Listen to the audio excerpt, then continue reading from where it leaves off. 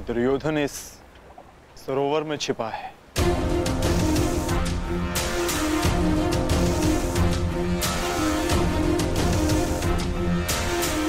आवाहन दो विकोदर।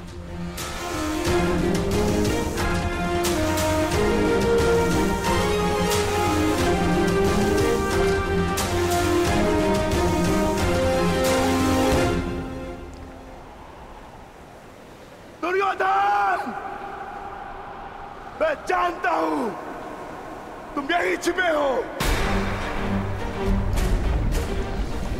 बाहर निकलो कायर और युद्ध करो मुझसे। सुन रहे हो ना कायर? सामने आओ। क्या इस प्रकार मेरा सामना करोगे?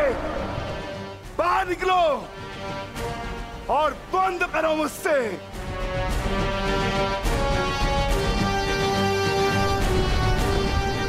आज तुम्हारे मामा श्री तुम्हारा साथ छोड़कर चले गए और शीघ्र ही मैं तुम्हें उनके पास भेज दूंगा।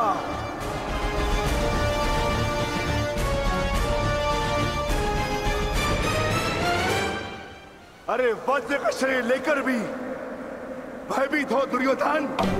महारथी कर्ण को अपना मित्र कहते हैं ना, किंतु आज यदि कर्ण तुम्हें इस दशा में देख लेते तो उन्हें भान हो जाता कि उनका मित्र एक शूरवीर योद्धा नहीं, बस एक कायर है। और उन्हें लज्जा है कि उस क्षण पर जिस क्षण उन्होंने तुम्हारा साथ देने का निर्णय किया।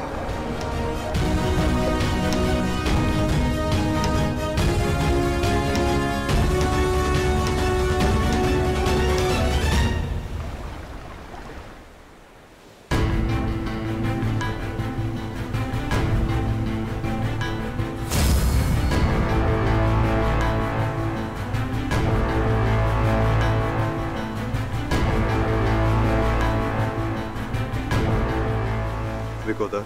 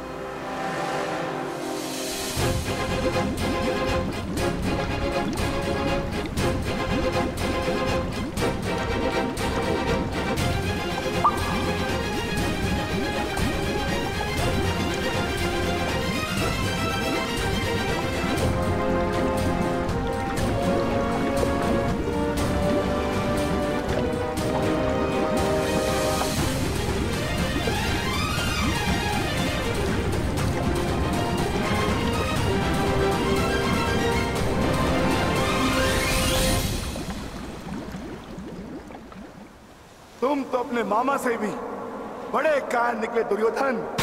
विश्वास नहीं होता कि तुम वही दुर्योधन हो जिसे ज्येष्ठ कर्ण हस्तिनापुर का महाराज बनाना चाहते थे।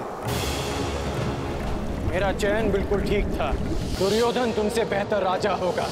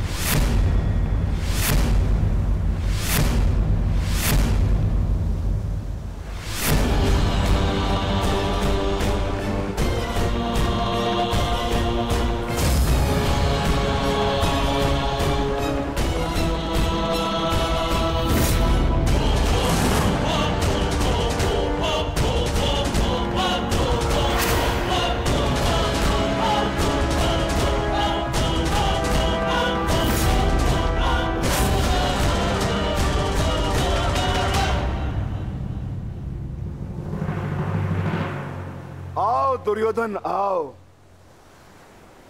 स्वागत है तुम्हारा। एक क्षण के लिए ऐसा लगा कि तुम इसी भांति सदैव छिपे रहोगे। मुझे तुमसे छिपने की आवश्यकता नहीं है भीम, क्योंकि मेरा शरीर वज्र का है। स्मरण है ना, कुछ समय पूर्व क्या दुर्दशा की थी मैंने तुम्हारी? स्मरण है?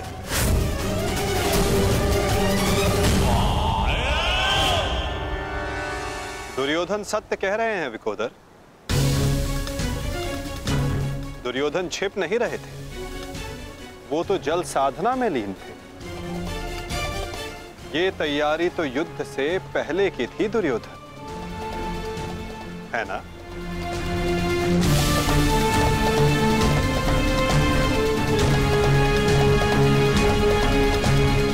अद्भुत। एक बार फिर तुमने मुझे चौंका दिया। हाँ, मैं जल साधना कर रहा था जो मेरे गुरु बलराम ने मुझे सिखाया है।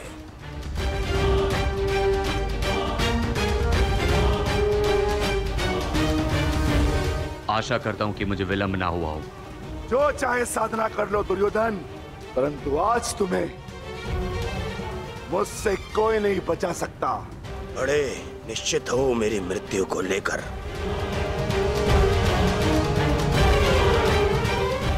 आज क्या कोई नया छल लाए हो मेरे लिए? हाँ? कोई छल नहीं होगा, युद्ध करो। उन्हें सोचा नहीं कि कैसे पांडव एक एक करके तुमसे युद्ध कर रहे थे। यही उस वासुदेव कृष्ण की नीति है कि तुम्हें थका कर तुम्हें निशस्त्र कर दे। ठीक है, युद्ध होगा, परंतु एक बार में एक ही से होगा, और उससे होगा जिससे मैं चाहूंगा।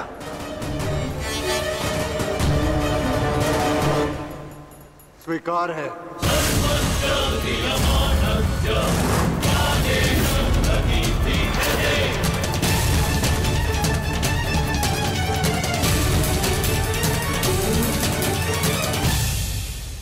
किंतु दुर्योधन, प्रश्न ये उठता है कि तुम युद्ध किससे करोगे? नकुल सहदेव से?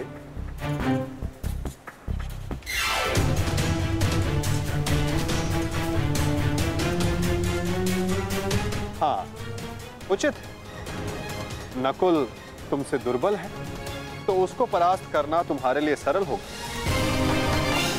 और सहदेव ने तो तुम्हारे मामा श्री का वध करके अपनी प्रतिज्ञा पूर्ण की है ना? किंतु ये चुनाव करने से पूर्व एक बात सदा स्मरण रखना दुर्योधन, कि नकुल सहदेव का एक प्रहार तुम्हारे 100 प्रहारों से अधिक स्मरणीय होगा, और नकुल सहदेव को तुमसे कहीं अधिक सम्मान मिलेगा। हाँ, कदाचित इस द्वंद्व में, इस महाभारत में तुम भले ही विजयी हो जाओ, किंतु सदा के लिए तुम अपना मान, सम्मान और यश खो बैठोगे दुर्योधन।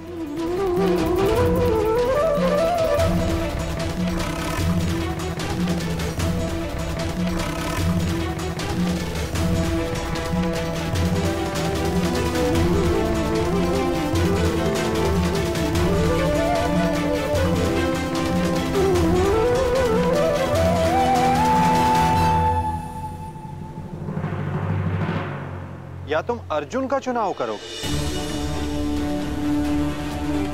जिसने तुम्हारे मित्र का वध किया।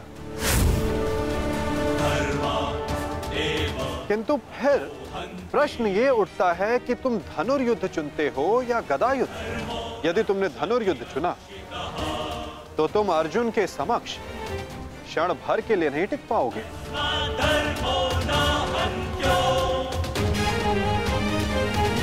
और यदि तुमने गदा युद्ध चुना तो समस्त संसार तुम्हें इस अन्यायपूर्ण चुनाव के लिए सदा धिक्कारता रहेगा।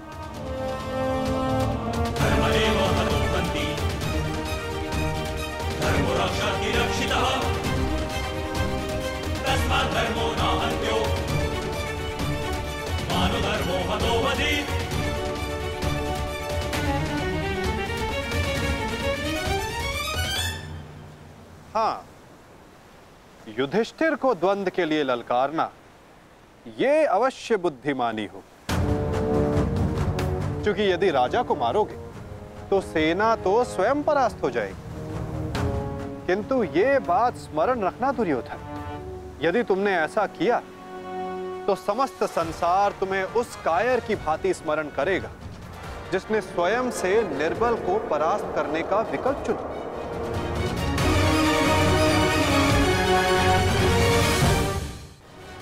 अब चुनाव तुम्हारा है दुर्योधन।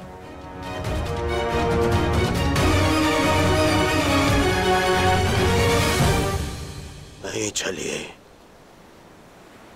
ये फिर तुम्हारा कोई छल है। मेरा चुनाव केवल वो होगा जिसकी मृत्यु मेरे 99 भाइयों के लिए श्रद्धांजलि होगी। परिणाम चाहे जो भी हो, दुर्योधन केवल एक महान योद्धा के रूप में जाना और पहचाना जाएगा।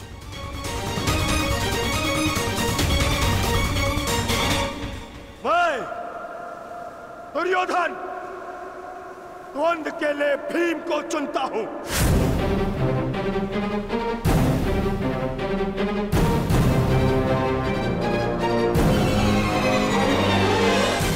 और इसे मारने के पश्चात मैं एक एक करके बाकी चारों भाइयों को मारूंगा। ये मेरा वचन है।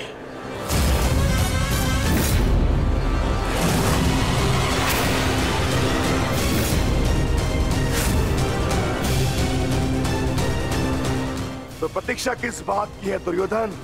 अब समय ही बताएगा कि तुम मुझे मारकर अपने 99 भाइयों को श्रद्धांजलि दोगे या मैं तुम्हें उनके पास पहुंचा दूंगा।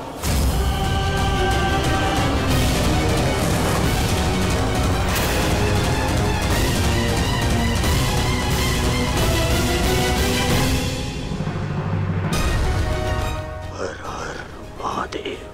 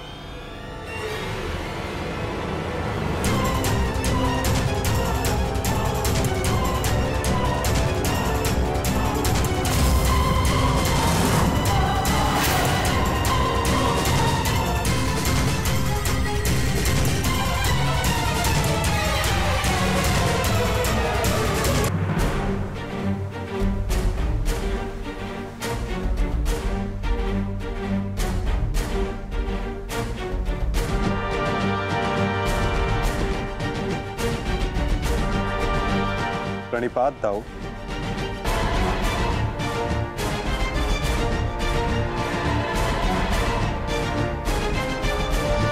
प्रणिपात गुरुदेव।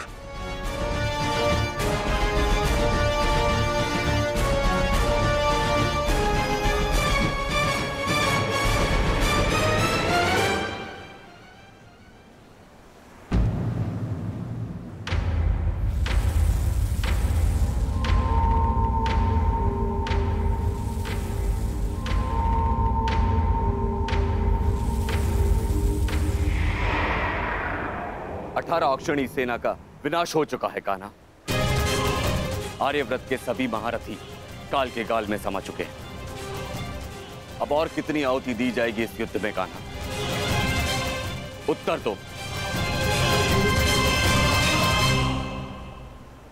बंद करो ये विनाश, बंद करो ये महाभारत अब।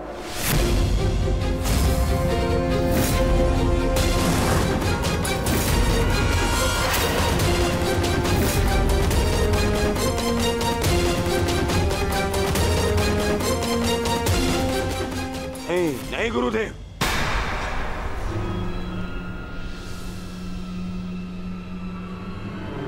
मैं इतना कुछ खो चुका हूं कि अब जब तक मेरा प्रतिशोध पूर्ण ना हो जाए ये युद्ध समाप्त नहीं हो सकता। और ना ही मैं अपनी प्रतिज्ञा पूर्ण होने से पूर्व इस युद्ध को समाप्त होने दूंगा।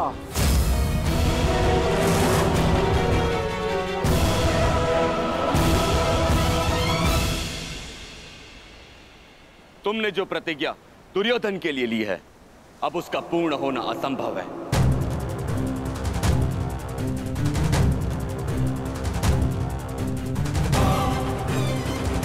क्योंकि गदा युद्ध में कमर से नीचे प्रहार करना नियम के विरुद्ध है। और तुमने प्रतिज्ञा ली है दुर्योधन की जंगा तोड़ने की।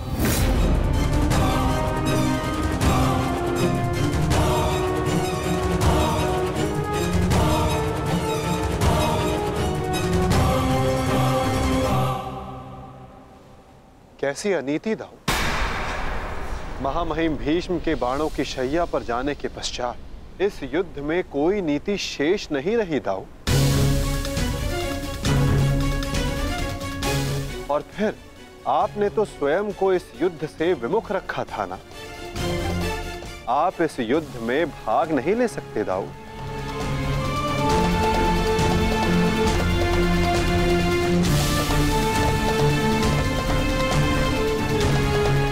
ये युद्ध धर्म स्थापना के लिए है दाऊ। मैं यही तो देखने आया हूं कान्हा कि इस धर्म स्थापना की युद्ध में कोई अधर्म ना हो।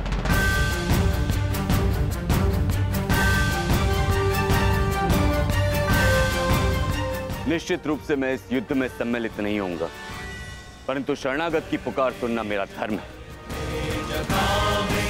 मैं नहीं चाहता कि कल को संसार ये कहे कि यदुवंश के कान्हा के होते हुए अधर्म हुआ।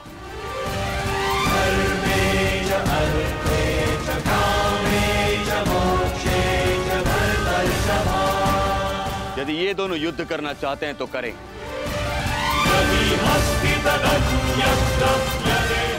इस युद्ध का निर्णायक मैं बनूंगा।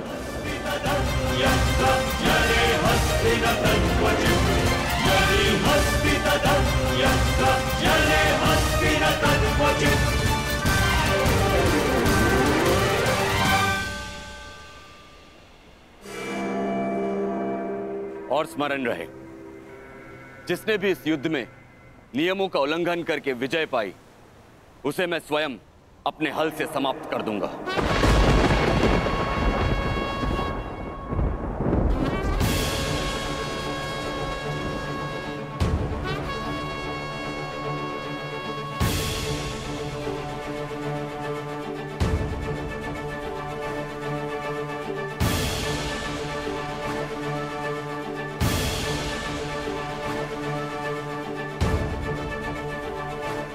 नियम वही होंगे जो गदा युद्ध में लागू होते हैं।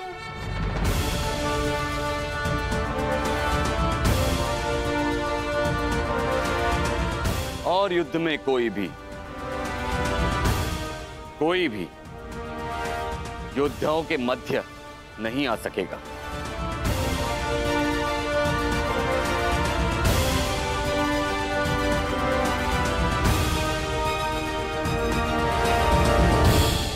इस द्वंद्व का विजेता इस युद्ध का विजेता माना जाएगा।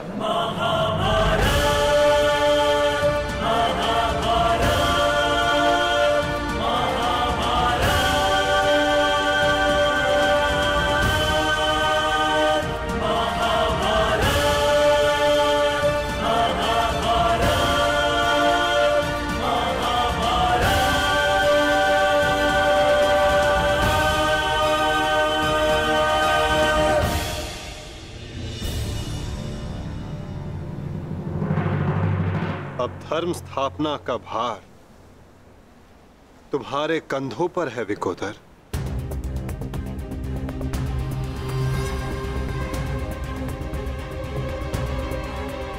यदि मेरे कंधों पर कोई भार है तो केवल मेरी प्रतिज्ञा का, जिसे मैं अवश्य पूर्ण करूंगा।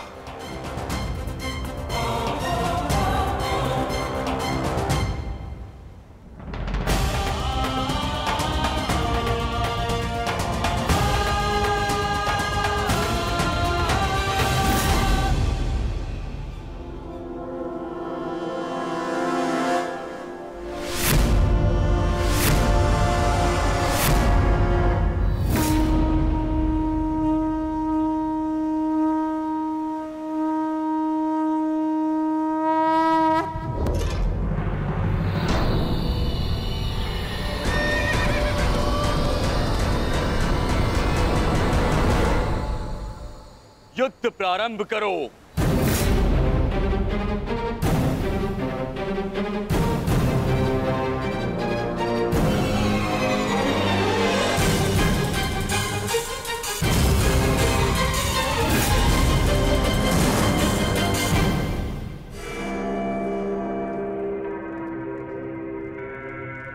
अब विजय और पराजय इस द्वंद्व पर निर्भर करेगी महाराज।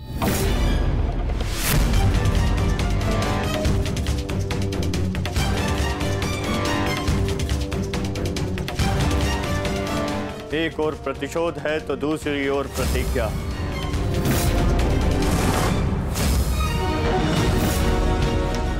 गुरुकुल के दो सर्वश्रेष्ठ गदाधारी आज एक दूसरे के विरुद्ध खड़े हैं महाराज, और महाबली बलराम निर्णायक है महाराज। मुझे इस बात में कभी भी संदेह नहीं था संजय कि मेरा पुत्र भीम से श्रेष्ठ गदाधारी है। मुझे पूर्ण विश्वास है कि मेरा पुत्र भीम को अवश्य परास्त करेगा।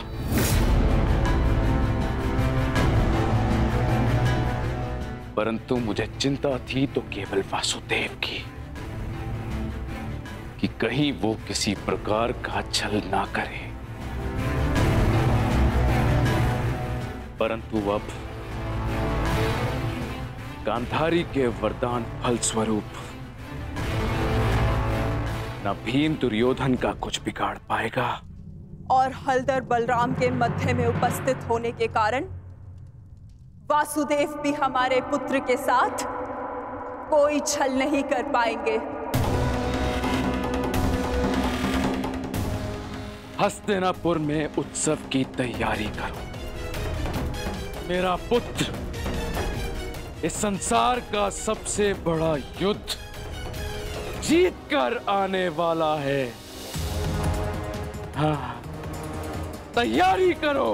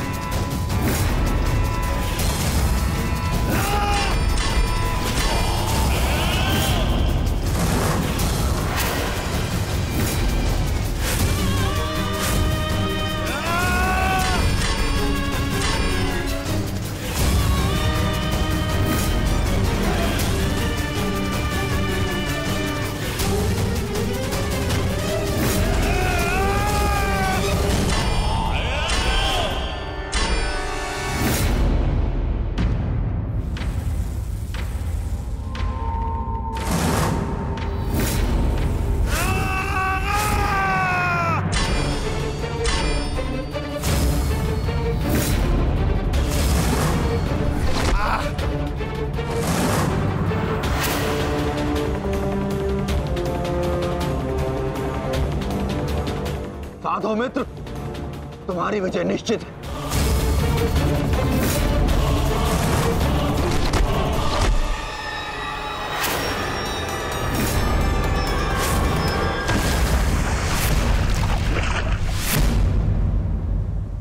माधव, यदि ऐसा ही चलता रहा तो भीम दुर्योधन के आगे अधिक समय तक टिक नहीं पाएगा। ये द्वंद्व पूर्ण रूप से दुर्योधन के पक्ष में है।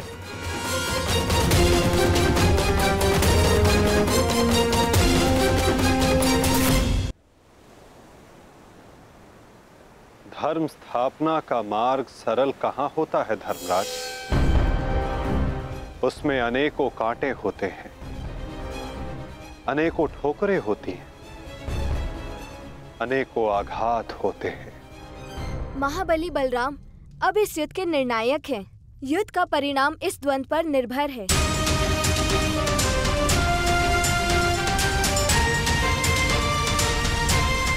माधव, आप क्या यूं ही देखते रहेंगे?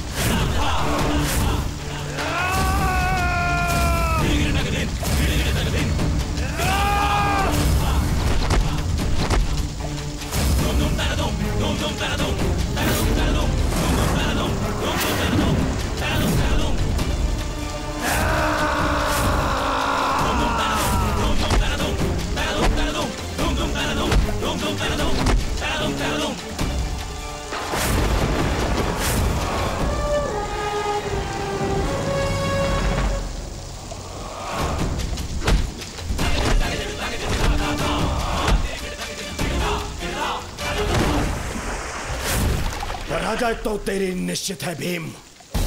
फिर क्यों पराजय के साथ साथ मृत्यु का भी आह्वान कर रहा है? टेक दे, मेरे समक्ष अपने घुटने टेक दे, अन्यथा आज तेरा जीवन मृत्यु के समक्ष घुटने टेक देगा। जब मेरे ज्येष्ठ कर्ण ने मरते समय अपना धर्म नहीं छोड़ा तो उनका यह अनुज कैसे छोड़ सकता है? अब यह युद्ध हम में से किसी एक के मृत्यु के पश्चात ही समाप्त होगा। नहीं, वो तेरा ज्येष्ठ नहीं था, कोई संबंध नहीं था तुम्हारे साथ में उसका, क्योंकि कोई अनुज अपने ज्येष्ठ की इस तरह मृत्यु नहीं करता, वो भी छल से। वो केवल मेरा था, मेरा मित्र था वो। तुम्हारा उसके साथ में कोई संबंध नहीं था कोई संबंध।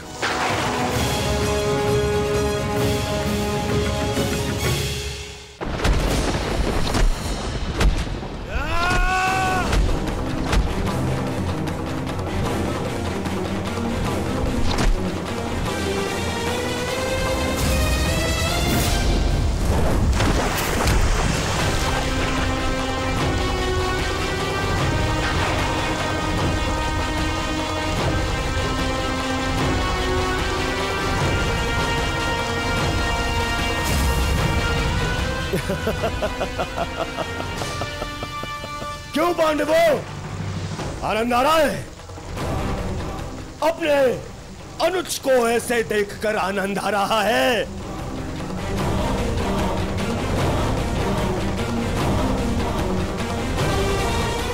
इसी के सहारे इस युद्ध में विजय प्राप्त करने का स्वप्न देखा था ना तुम लोगों ने?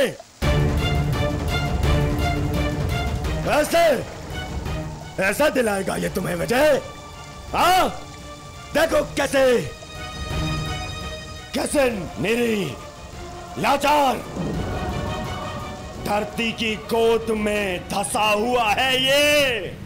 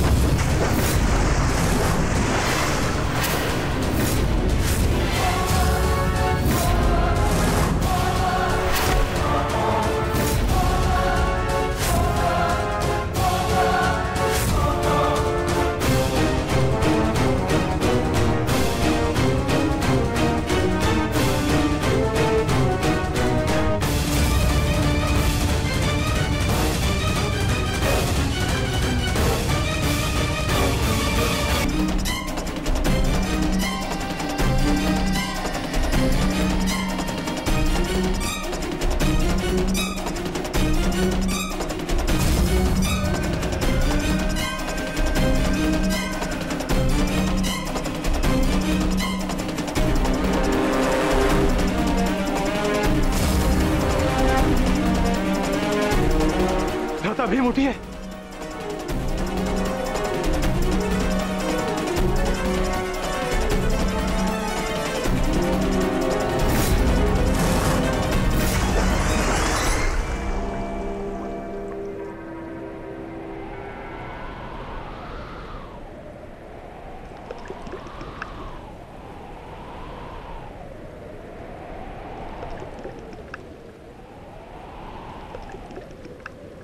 उठिए भ्राता भीम, उठिए भ्राता भीम, उठिए भ्राता भीम।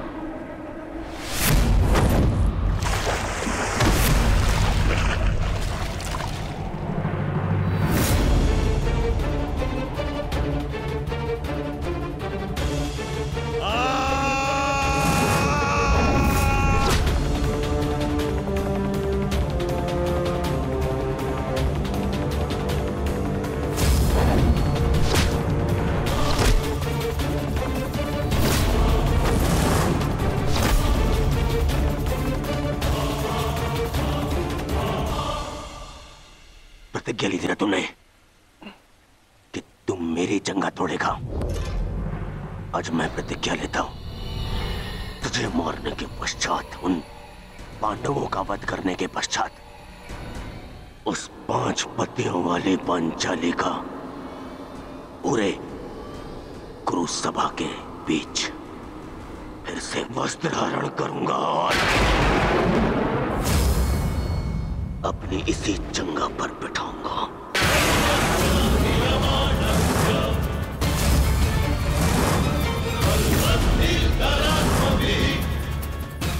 ये श्रद्धांजलि है मेरे 99 भाइयों के लिए।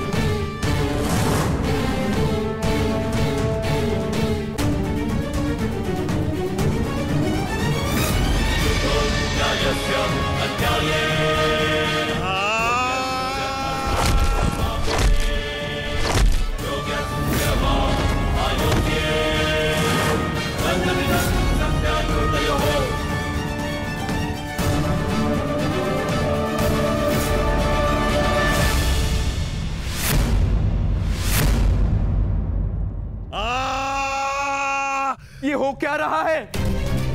स्वयं महाबली बलराम के होते हुए इस प्रकार नियम का उल्लंघन कैसे हो सकता है? बलराम को कुछ करना होगा। ये छल है बॉस।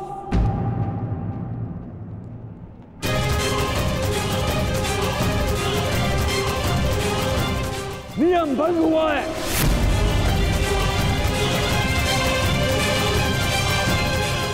रुक जाइए दाऊ। आपने कहा था कि जो नियम भंग करके विजय प्राप्त करेगा तो आप उसे दंड देंगे, किंतु अभी जय विजय का निर्णय नहीं हुआ है दाऊ।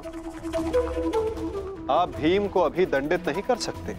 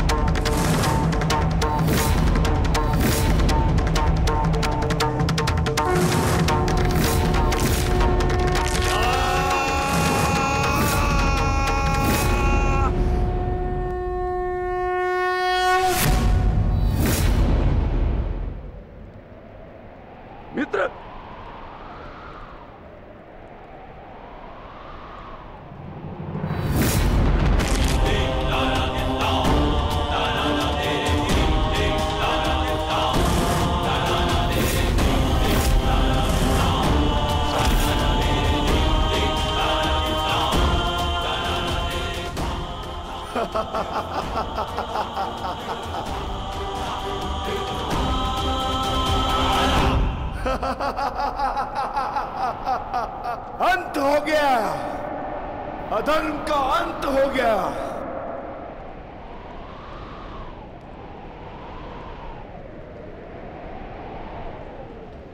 ज्येष्ठ, पांचाली से कहना मैंने अपनी प्रतिज्ञा पूर्ण कर ली।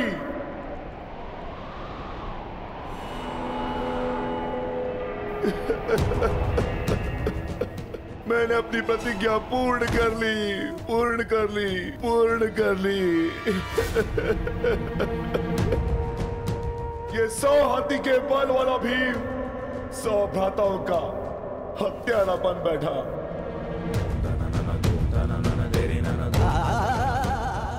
आज ये देवपुत्र अपने भ्राताओं का रक्त पीने वाला राक्षस बन बैठा।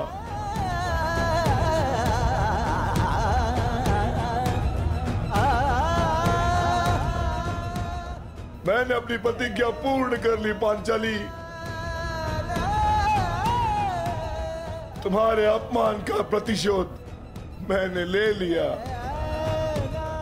इस महायुद्ध में, इस महाभारत में मैं विजयी हो गया।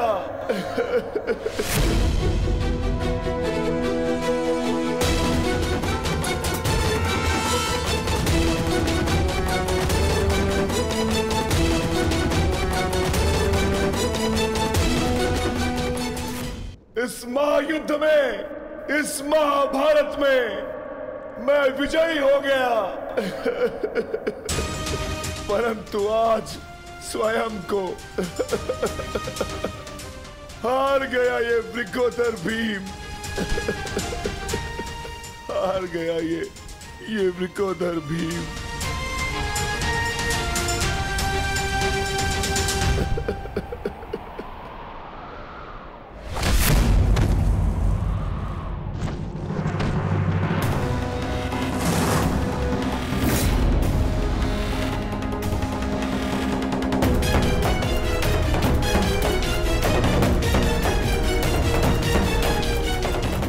मैंने कहा था ना भीम, यदि किसी ने नियम तोड़कर विजय पाई तो मैं स्वयं उसके प्राण हर लूंगा।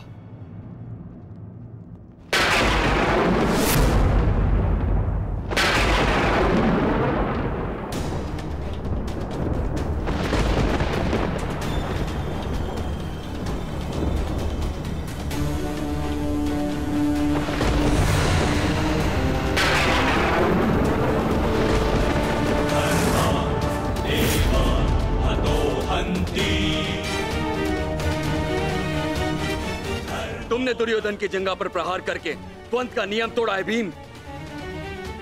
अब मैं तुम्हें जीवित नहीं छोड़ूंगा। धर्म स्थापना के लिए यह आवश्यक था और मेरी प्रतिज्ञा पूर्ण होने के लिए भी।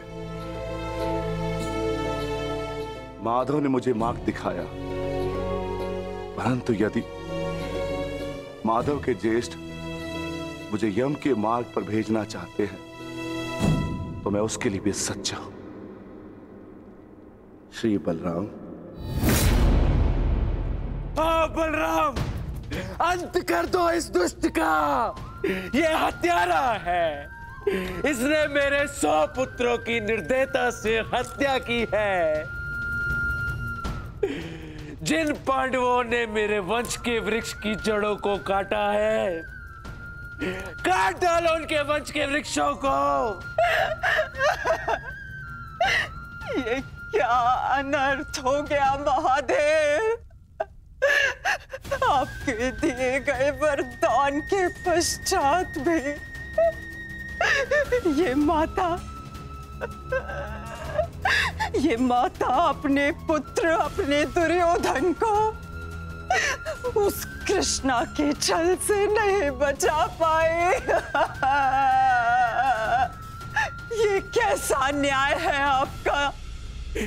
इसने 100 पुत्रों के गर्वित पिता को पुत्रहीन कर दिया। इसने एक अंधे के सभी स्वप्नों को अंधकार में डाल दिया।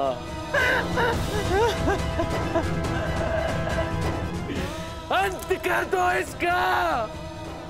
मार डालो इसको अंदर। यदि मुझे कोई तर्पण करने वाला जीवित नहीं तो इनका तर्पण करने वाला भी शेष नहीं होना चाहिए।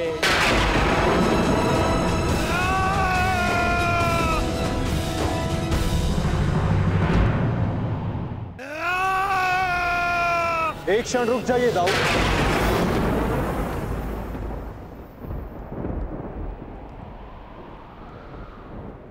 नहीं कान्हा, अब मत रोकना मुझे। अब मैं बंदित नहीं हूं।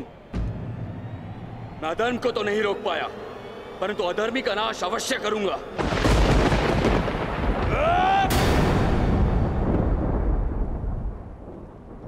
किंतु अधर्म कहां हुआ है दाऊ?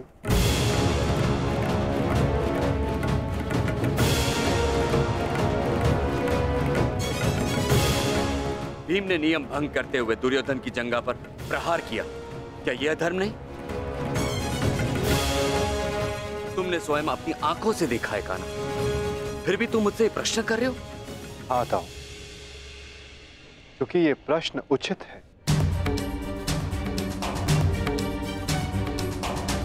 माना कि गदा युद्ध में कमर से नीचे प्रहार करना गदा युद्ध के नियमों के विरुद्ध है, परंतु गदा युद्ध तो तभी समाप्त हो गया था दाऊ, जब दुर्योधन ने भीम के हाथों से गदा गिरा दिया था। किंतु उसके पश्चात क्रोध के कारण दुर्योधन निहत्थे भीम पर निरंतर गदा से प्रहार करते रहे। क्या यह उचित था दाऊ?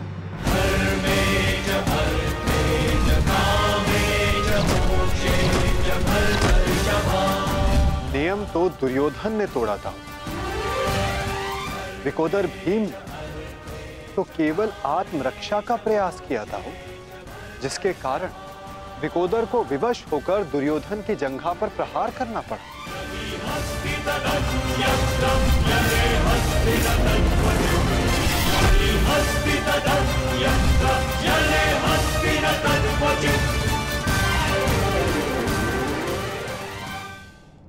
और दाऊ, स्मरण रहे, नियमों को भंग करना तो दुर्योधन ने प्रारंभ किया।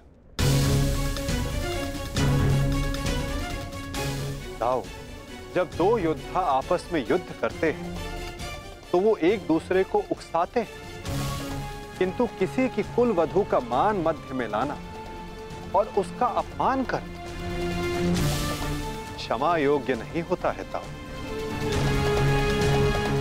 आप क्या चाहते थे दाऊ? कि दुर्योधन इस युद्ध में विजयी हो जाए और पांचाली को अपनी जंघा पर बैठा?